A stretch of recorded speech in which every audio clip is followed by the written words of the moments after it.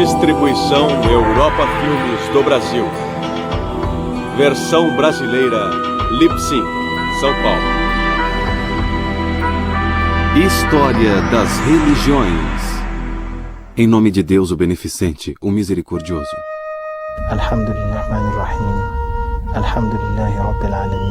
Islamismo.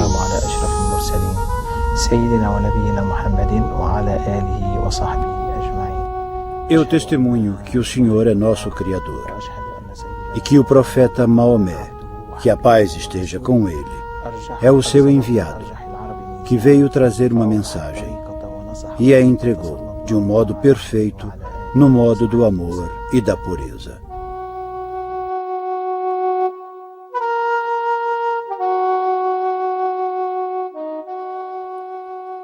Na Arábia Ocidental, pouco depois do início do século VII, nasceu um movimento religioso que mudaria a história do mundo. Maomé, filho de Abdallah, o profeta do Deus único Alá, chamou seus compatriotas para um novo modo de vida chamado Islã. No começo, o movimento evoluiu lentamente. Mas em pouco mais de 20 anos já havia alcançado toda a Arábia.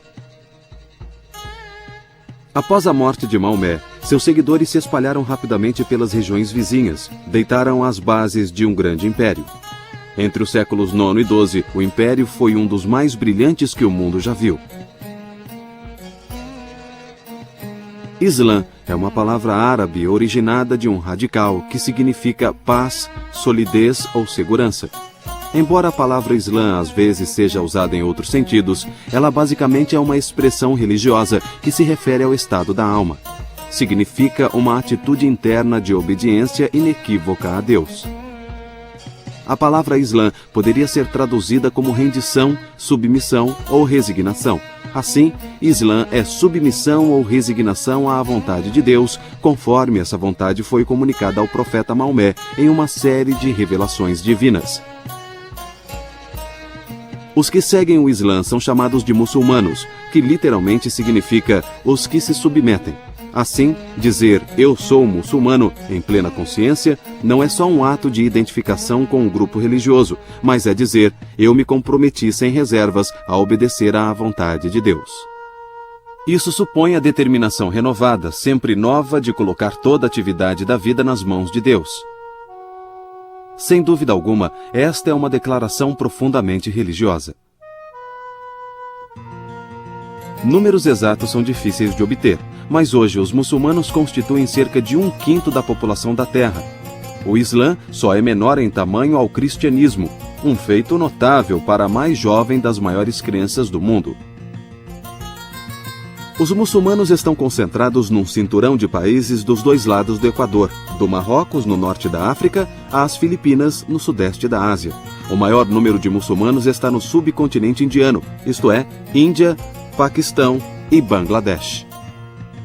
No entanto, a nação com o maior número de muçulmanos é a República da Indonésia, onde mais de 100 milhões de pessoas, mais de 90% da população, professam a fé islâmica. É comum referir-se ao Oriente Médio, sobretudo aos Estados Árabes e ao Irã, como o coração do Islã.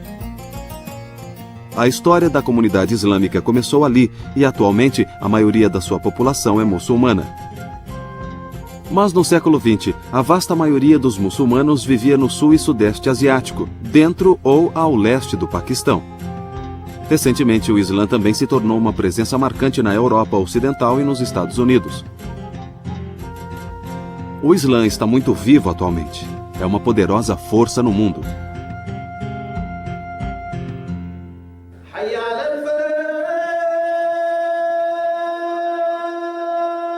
Uma das principais obrigações para todo crente muçulmano é dar testemunho de sua fé.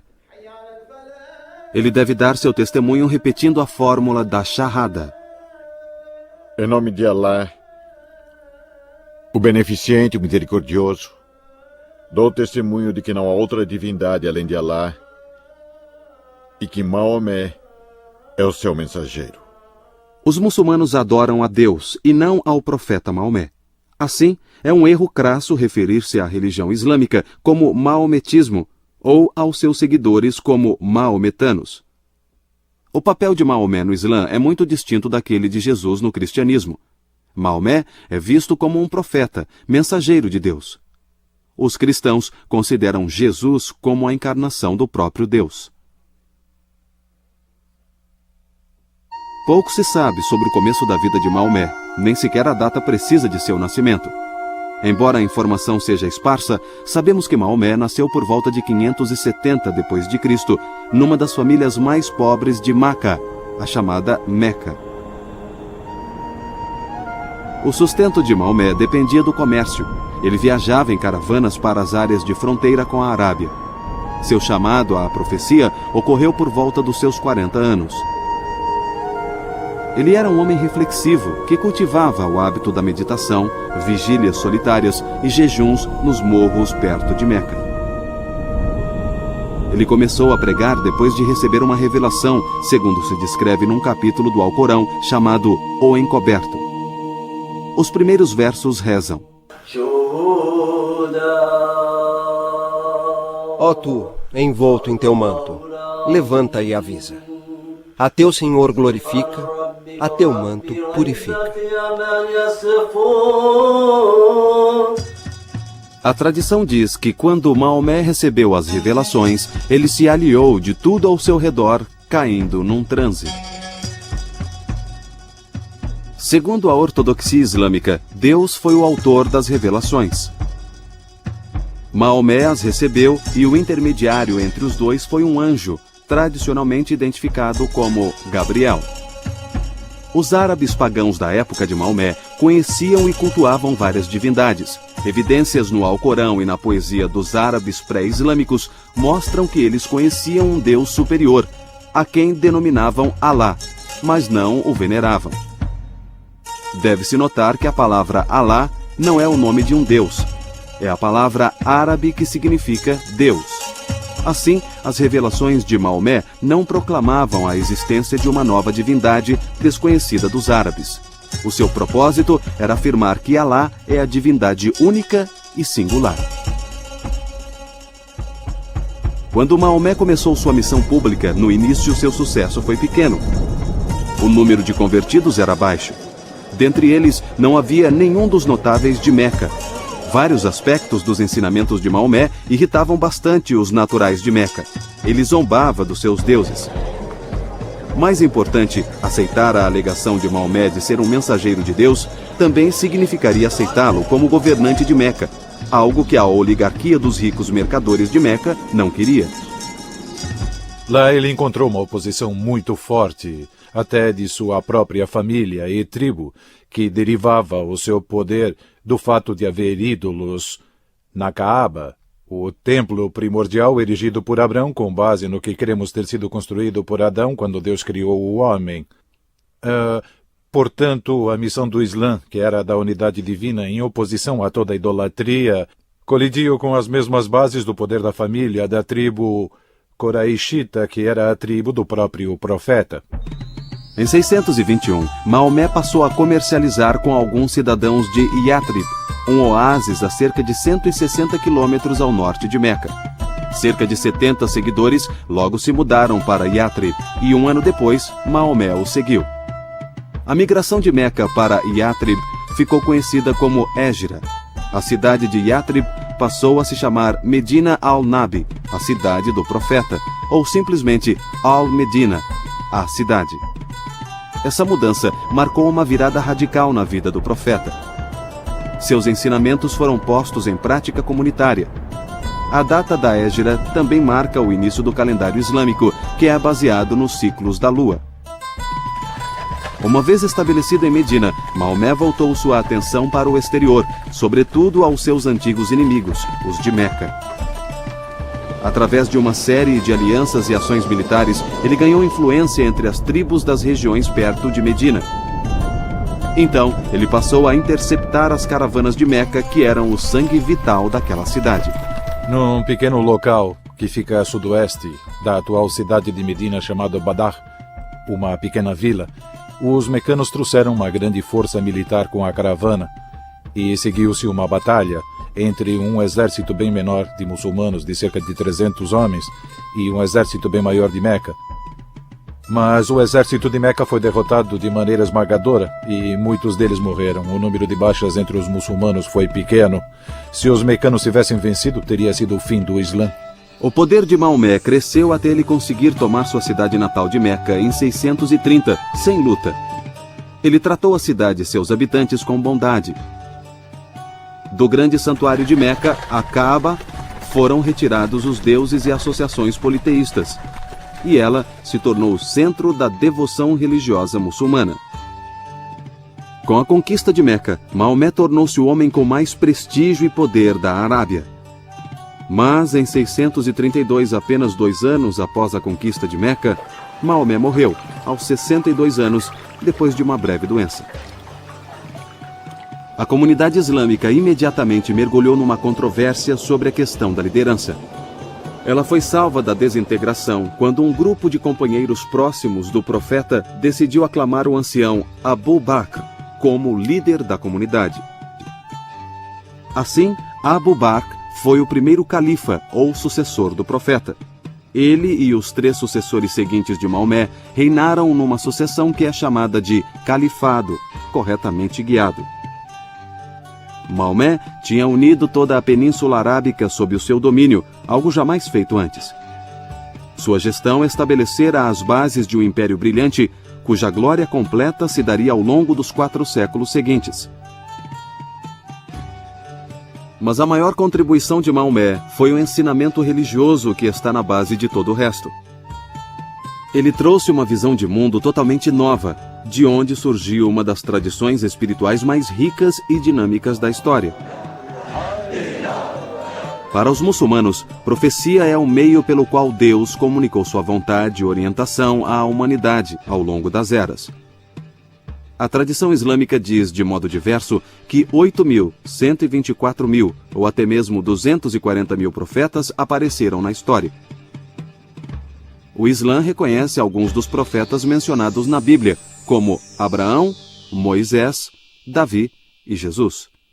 Os muçulmanos acreditam que Deus enviou muitos livros no passado, alguns conhecidos, outros não.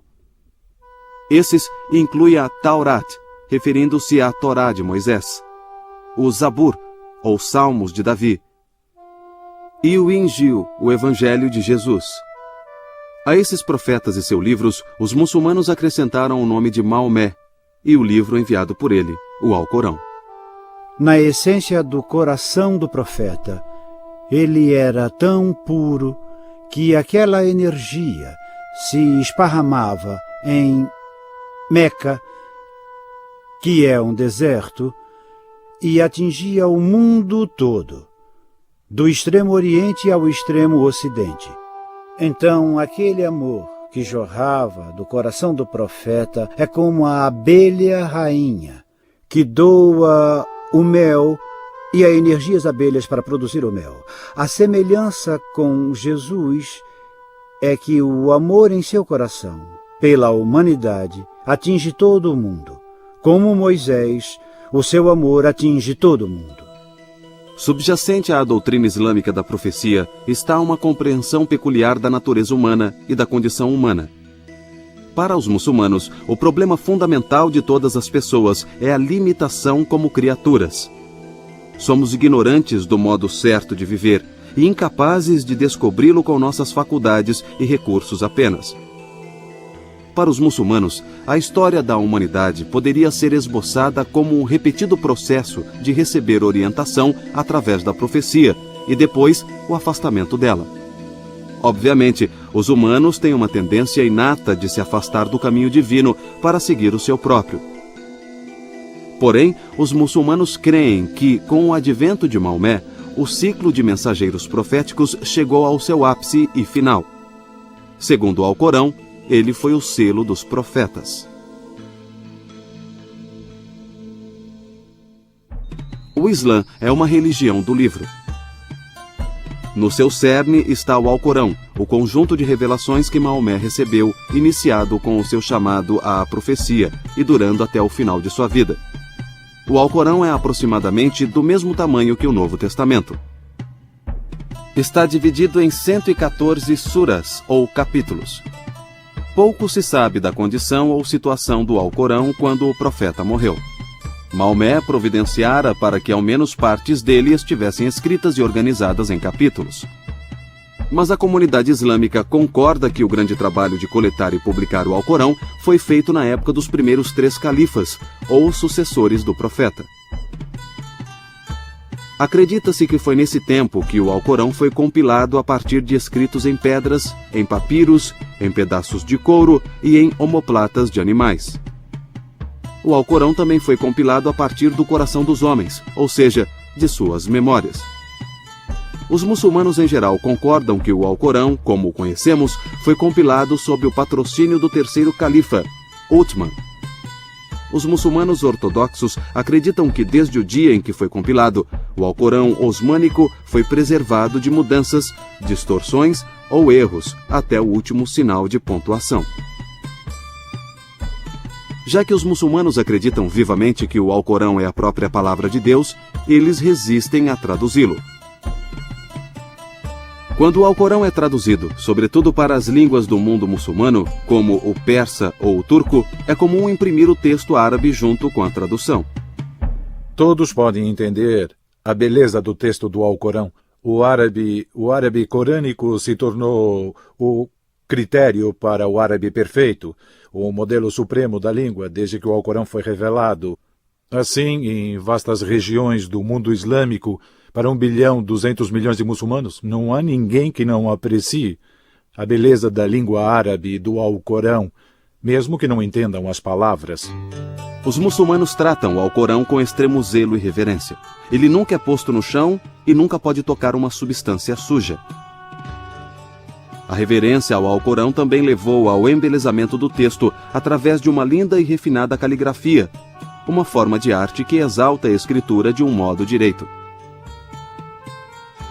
O Alcorão descreve Deus como possuidor de inúmeros atributos, incluindo conhecimento, poder, vida, audição, visão, vontade, etc. Uma lista dessas 99 qualidades, chamada de Os Mais Belos Nomes, foi compilada a partir do Alcorão.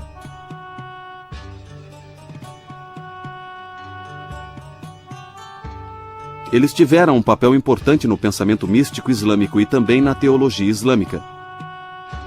Os muçulmanos afirmam que o Alcorão terreno veio de um livro celeste que sempre esteve com Deus e que contém a fala de Deus. Este livro celeste é mencionado em trechos do próprio Alcorão, onde é chamado de Mãe do Livro, uma tábua bem guardada ou uma tábua oculta que só os puros podem tocar. Todas as revelações enviadas aos profetas anteriores, como as que foram enviadas a Maomé, teriam origem nesse livro celeste. Como o Alcorão é considerado a fala de Deus, todo aspecto dele é sagrado. Isso inclui não só o que ele diz, mas até mesmo o som das palavras. A palavra Alcorão significa algo para ser lido ou recitado. Ninguém deveria tocar o Alcorão ou recitar seus versos, exceto num estado de pureza ritual e com sérias intenções. Pegar, ler ou recitar o Alcorão, ou ouvi-lo ser recitado, é postar-se na presença do divino. Também se dá grande atenção e importância à recitação do Alcorão da forma correta. Nas revelações, o profeta foi comandado a recitá-lo de uma forma extremamente bela e convincente.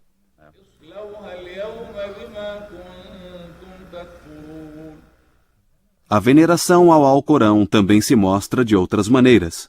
Em todo o mundo islâmico, os muçulmanos tentam decorar todo o Alcorão, mesmo sendo um livro com 6.200 versos e cerca de 120.000 palavras. Saber o Alcorão de cor é um ato de devoção de grande mérito.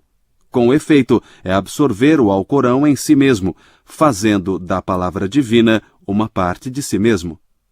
Por essas razões, há escolas corânicas em todo o mundo islâmico para ensinar o texto do Alcorão às crianças.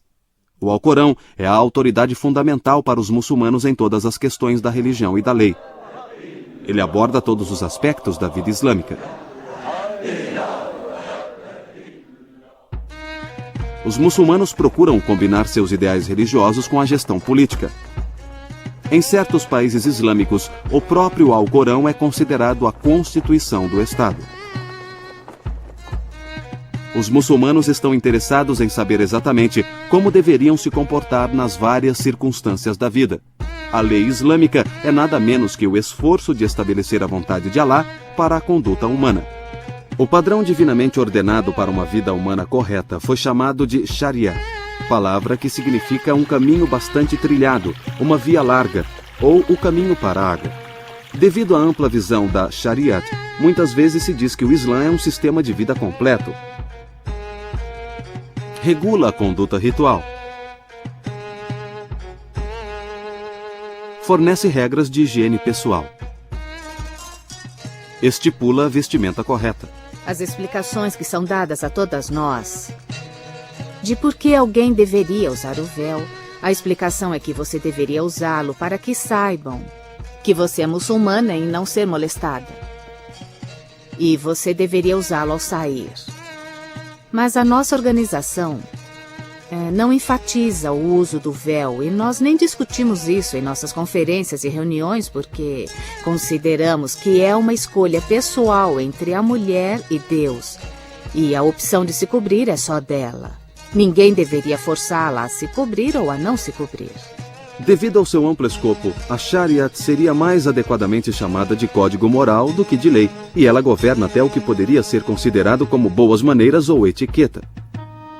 Você tem que tolerar as pessoas, ser paciente com elas, ser uma pessoa amável, amar todo mundo, sem discriminação, sem racismo, sem maus modos, sem mau caratismo. E o que você aplicar e ensinar aos outros, você deve aplicar antes a si mesmo. A lei islâmica classifica os atos humanos em 5 categorias. Numa posição central, há inúmeras atividades que são moralmente neutras. Os atos nessa categoria não são nem obrigatórios nem proibidos. São simplesmente admissíveis. Outros atos são recomendados, mas não são obrigatórios.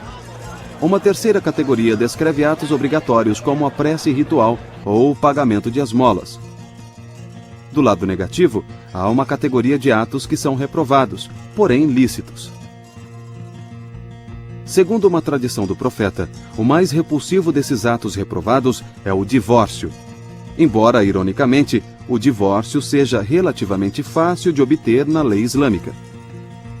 Uma quinta categoria de atos é totalmente proibida, como beber vinho ou comer carne suína. Diferentemente da tradição jurídica ocidental, a lei islâmica se baseia na escritura. Nos países ocidentais modernos, a lei é primordialmente responsabilidade do Estado e há limites territoriais à sua jurisdição. Em contraste, a Shariat constrange o indivíduo muçulmano sem envolver o Estado em muitas áreas e não tem limites territoriais. Não existe nenhum grupo ou estrutura eclesiástica muçulmana com autoridade para definir dogmas.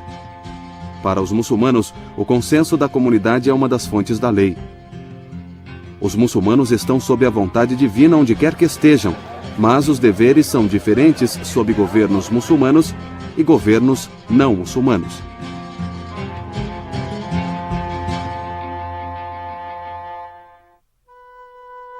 Todo muçulmano tem obrigações essenciais para com Deus. As mais importantes dessas obrigações são os 5 pilares do Islã: a profissão de fé, a oração, a doação de esmolas, o jejum e a peregrinação. Todo muçulmano deve professar a sua fé recitando a Shahada, uma fórmula breve, porém precisa, de prestar testemunho. Wahdahu la sharika lahu wa ashhadu anna Muhammadan abduhu wa rasuluh. Eu testemunho que o Senhor é o nosso Criador e que o profeta Maomé, que a paz esteja com ele, é o seu enviado, que veio trazer uma mensagem e a entregou de um modo perfeito, no modo do amor e da pureza. Todo recém-convertido ao Islã deve professar sua fé na presença de testemunhas, e a profissão ou confissão pública é repetida várias vezes ao dia nas orações rituais. A oração é o segundo pilar. A prece islâmica é feita 5 vezes por dia. Antes da aurora, ao meio-dia, à tarde, no crepúsculo e ao cair da noite. A prece pode ser feita em qualquer local limpo privadamente ou em companhia de outros. Os horários das preces são marcados pelo chamado do muezim, do minarete de uma mesquita. Esses cantos assombrosamente belos são familiares a todo visitante às terras orientais. Antes de começar a rezar, o devoto deve estar num estado de pureza ritual. Preparativos para a reza incluem abluções e a intenção de rezar.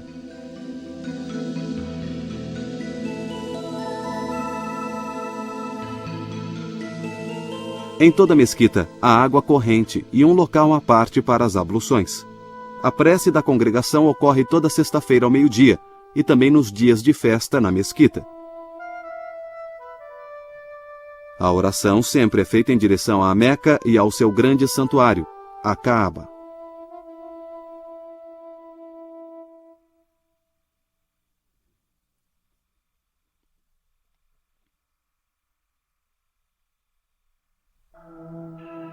A doação de esmolas, o terceiro pilar islâmico, é uma espécie de sistema islâmico de previdência. A lei prescreve quantias específicas a serem doadas para cada tipo de riqueza que o muçulmano possua. Esse dinheiro pode ser doado aos pobres e necessitados, aos devedores, ao caminhante, ou ser genericamente gasto à maneira de Deus, conforme expresso no Alcorão. O Ramadã, o 9º mês do calendário lunar islâmico, é um período de jejum, o quarto pilar da prática islâmica. O jejum começa a cada manhã, assim que houver luz suficiente para distinguir um fio branco de um fio preto. Durante todo o dia, o muçulmano deve evitar comidas e bebidas. Depois do pôr do sol, o jejum é quebrado por uma refeição simples. Como o ano lunar muçulmano só tem 359 dias ao longo do tempo, o Ramadã varia conforme as estações.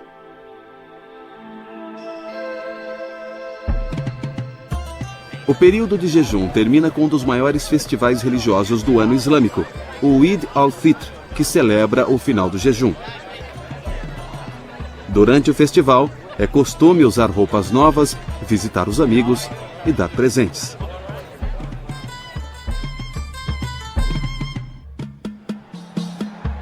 O quinto pilar do Islã é a peregrinação à Meca, chamada de Hajj. Todo muçulmano saudável e financeiramente capaz deveria fazer a peregrinação ao menos uma vez na vida. Aquele que a faz é chamado de Haji. Ao entrar nos recintos sagrados de Meca, o peregrino deve passar por uma purificação ritual, e isso inclui o uso de um traje especial.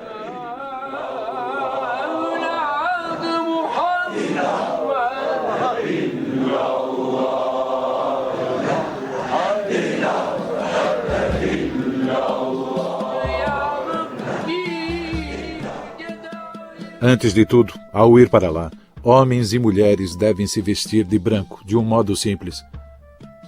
Os homens usam 2 pedaços de pano e tiram todas as suas joias. As mulheres fazem o mesmo. Assim, a pessoa fica reduzida a uma espécie de pureza e igualdade perante Deus, como no dia do juízo. Seja você rei ou mendigo, ao fazer a peregrinação não existe distinção. Nenhuma distinção, não dá para distinguir. E o tecido branco que é usado, em geral, é costurado e usado como sudário quando a pessoa morre. Só para lhe dar uma ideia, eu os vi à frente quando eu fazia a circundação da Kaaba, que é feita em sentido anti-horário, o que sugere e estabelece que tempo e espaço são de nenhuma consequência, pois você está indo em sentido anti-horário e isso indica que o tempo é só uma criação, que ele não é real. E eu vi 2 homens idosos, eles deviam ter uns 90 anos e caminhavam bem devagar, de mãos dadas. E parecia que eles eram amigos desde sempre. E eles estavam dando as voltas, sabe? Alheios ao resto do mundo. Eles devem ter levado 8 horas para fazer o mesmo que eu fiz em cerca de 2 horas e meia. E foi lindo. Foi como se o tempo parasse para eles. Estavam sem pressa, fazendo a caminhada, E só o que importava a eles era que estavam fazendo algo religioso, cumprindo aquilo antes de morrer. E eles estavam juntos. Isso acontece em um dos meses lunares do calendário lunar de 12 meses do Islã, que é chamado de mês da peregrinação, e há rituais muito elaborados associados a ele. Certos movimentos e sacrifícios que representam o sacrifício de um animal. Dá-se comida aos pobres.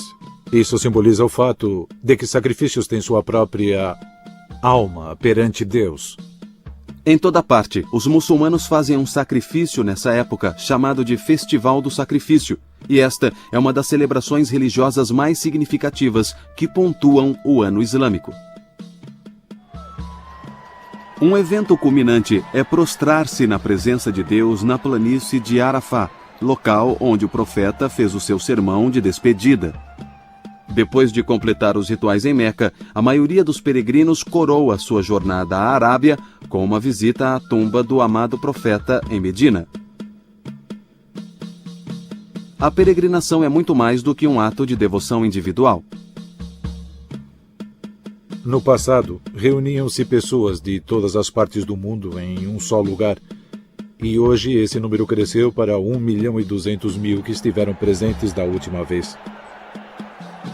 Assim, há pessoas de todo canto, de Toledo, Ohio, a Timbuktu, no Mali, a Aceh, na Indonésia.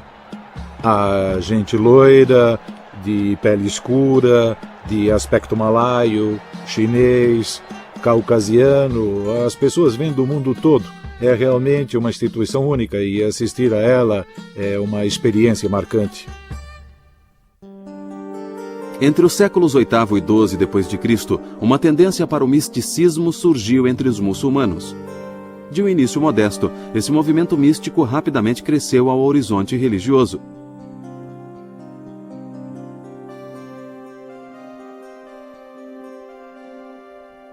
Místicos de todas as religiões dizem que estão preocupados com algo indescritível, que não pode ser adequadamente expresso em palavras.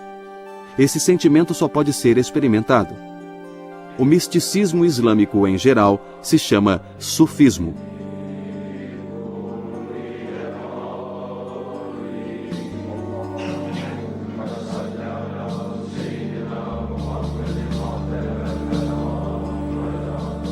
Adorar a Deus como se você o estivesse vendo. Se não estiver vendo, Ele está vendo você.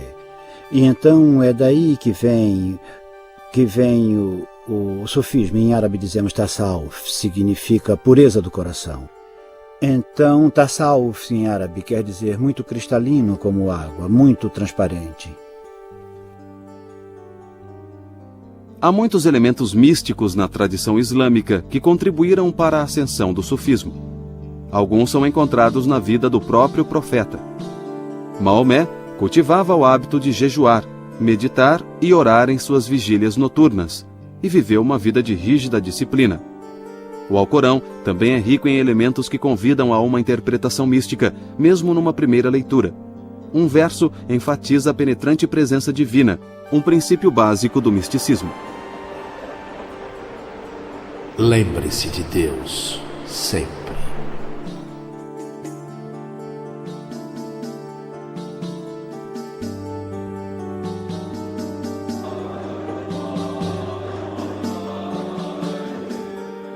As ordens místicas sufis têm uma forma de veneração particular chamada dhikr, que significa relembrar ou mencionar.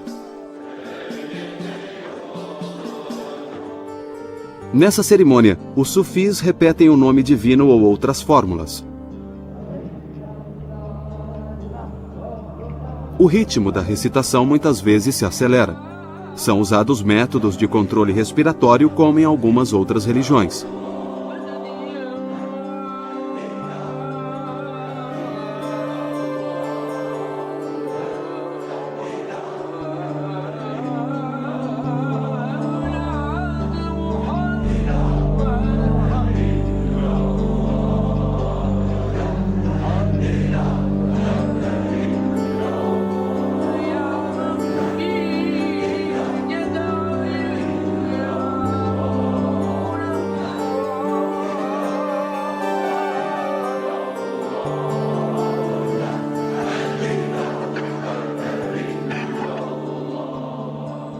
Muitas ordens sufis se movem ritmicamente junto com o canto. Uma ordem, os famosos derviches girantes da Turquia, utiliza uma dança séria e estilizada acompanhada de música.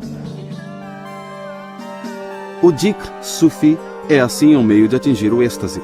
Sua finalidade é elevar o devoto para além de si mesmo, para que ele possa se perder na contemplação de Deus. Muitos místicos, ironicamente, tentaram descrever a busca mística e a forma misteriosa de unir-se a Deus. Ao longo dos séculos, uma enorme literatura de escritos sufis se dedicou a explicar o caminho místico. Então, você encontrará muitas poesias e muitos livros sufis que exprimem como você pode se purificar em suas orações diárias, em seu jejum. Você pode jejuar e ainda assim trair. Você pode rezar e ainda assim enganar. Você pode fazer qualquer coisa e ainda assim pode mentir.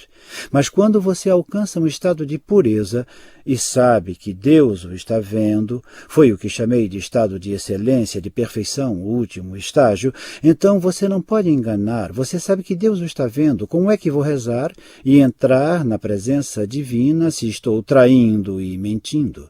É aí que entra o sufismo, e ele está enraizado na maioria dos ditos do profeta e do sagrado Alcorão. Confrarias sufis distintas surgiram durante o século XII.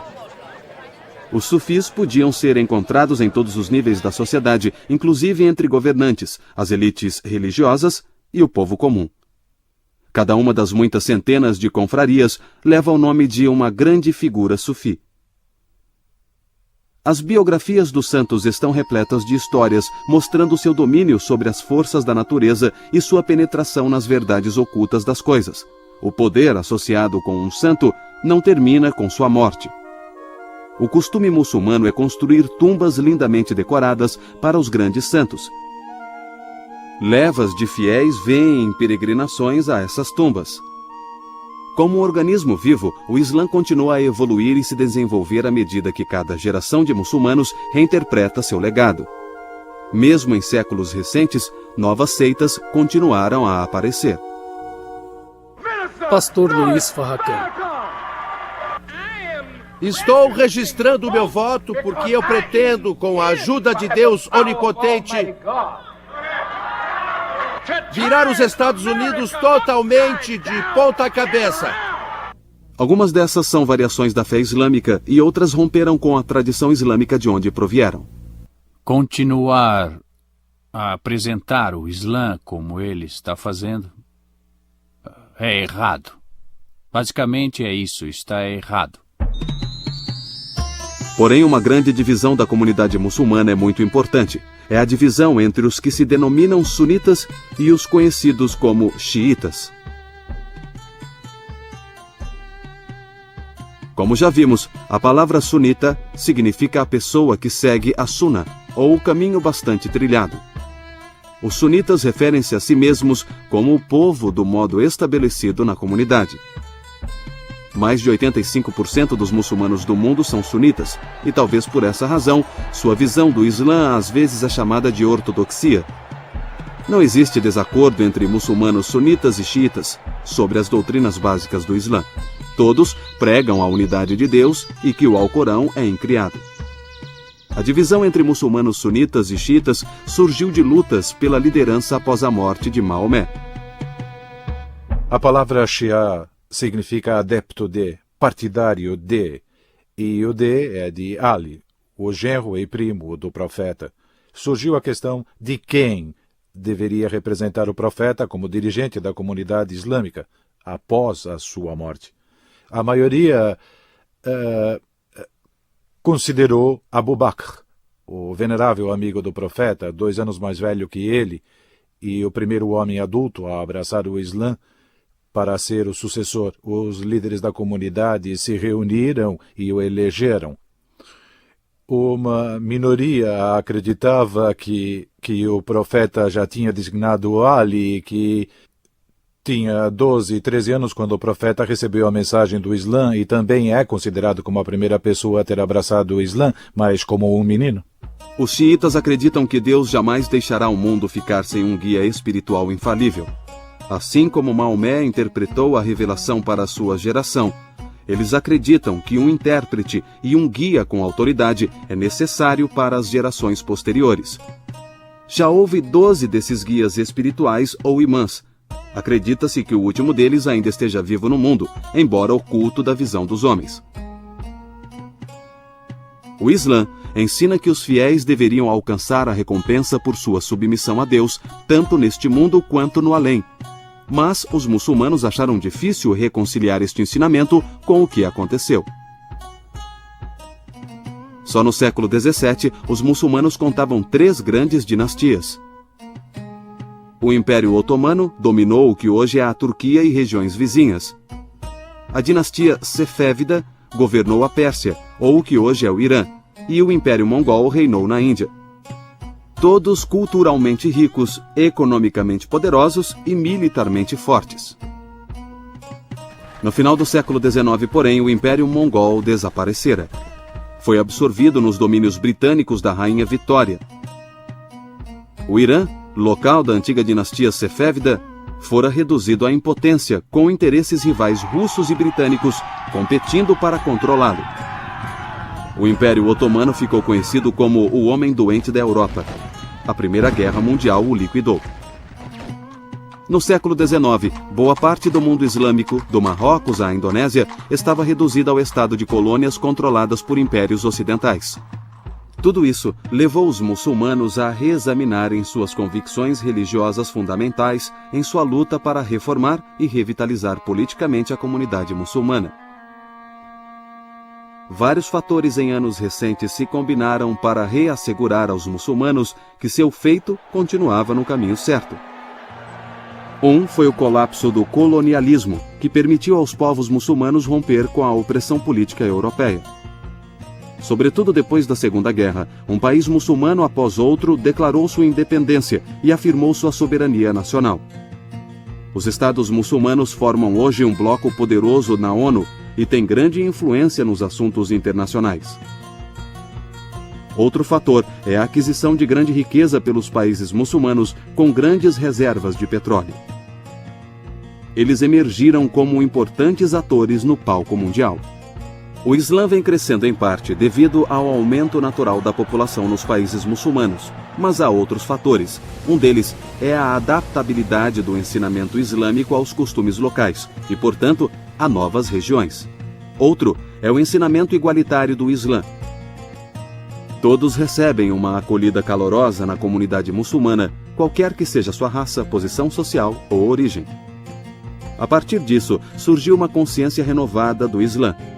Houve uma afirmação forte de seu significado, não apenas para as populações muçulmanas, mas para todo o mundo, em toda parte. Os muçulmanos se voltam mais e mais para os valores de sua tradição. No passado, sua devoção ao Islã parece ter levado a comunidade ao ápice de seu poder e criatividade cultural.